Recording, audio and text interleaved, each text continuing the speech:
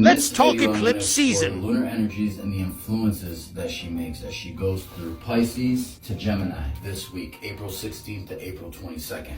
Now, Sunday and Monday starts off with the moon in Pisces. The key motto for Pisces is I believe. See that Saturn and Neptune are in Pisces. If you didn't know, now you know. Saturn is serious, it's about structure, it's about discipline. The moon is the emotions. We become more emotional about structure, we self-discipline, schedules, routines, setting tasks. Saturn is said to be accidentally exalted in the 12th house, but that's Vedic. We're going to get into that a little bit later. The moon conjuncts next with Neptune. Now, Neptune is the planet that rules Pisces, the believer sign. So Neptune adds to the beliefs, it adds to the spirituality coming out of the weekend, going into the beginning of the week.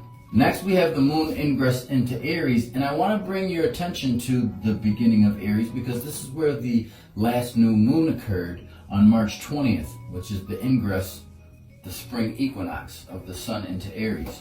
The first planet that the moon comes into contact with is Chiron. If you look at Chiron, it kind of looks like a key, and it is the key to your karmic past. We become more emotional about our situations from the past and how we have overcome wounds and what wounds we're still going through and how we can assert ourselves and take action. Next, the moon aligns with Jupiter. Now, Jupiter is expansive. It has to do with growth. And you see the proximity and the closeness of Chiron and Jupiter using this key. One of the keys is education and recovering over old wounds from the past. Do you see that there? Boom, bam, bip. Next, we have the moon aligning with the sun. This is a new moon, also known as a solar eclipse. Now be mindful that it's happening at the 29th degree, where the emotions and the ego come together. Now mind you that the sun is also exalted in Aries. Specific, it is the 19th degree of Aries. However, the reason why I bring this to your attention is because the power of the sun ingress into Aries, as well as the new moon in Aries as the sun leaves Aries, that's pretty powerful and dynamic.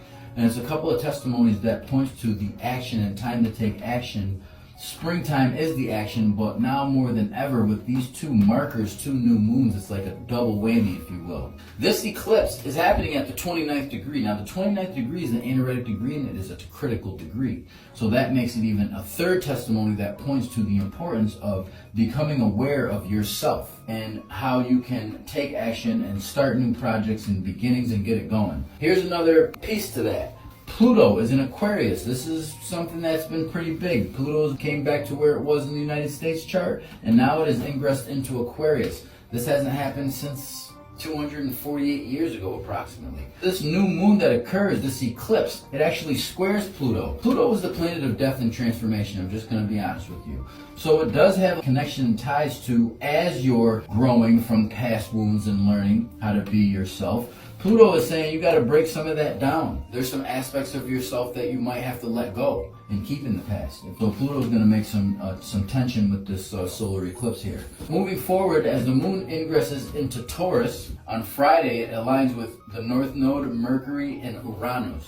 Now this cluster of planets here has to do with the purpose, our mentality, mental aptitudes, revolutionary change. I've been saying that Uranus is the planet that has to do with the energetic of roller coasters. So kind of for all Taurus and Taurus placements, Uranus and Taurus kind of makes it unsettled. There's ups and downs when it comes to the finances and how you appreciate yourself and value yourself. Mercury is here, and Mercury's going to spend some time here because Mercury's going to go retrograde. All Tauruses and wherever Taurus is in your chart, to think a little bit more and be a little bit more mindful of your actual value and what you're worth. And then the moon ingresses into Gemini, where Venus is located.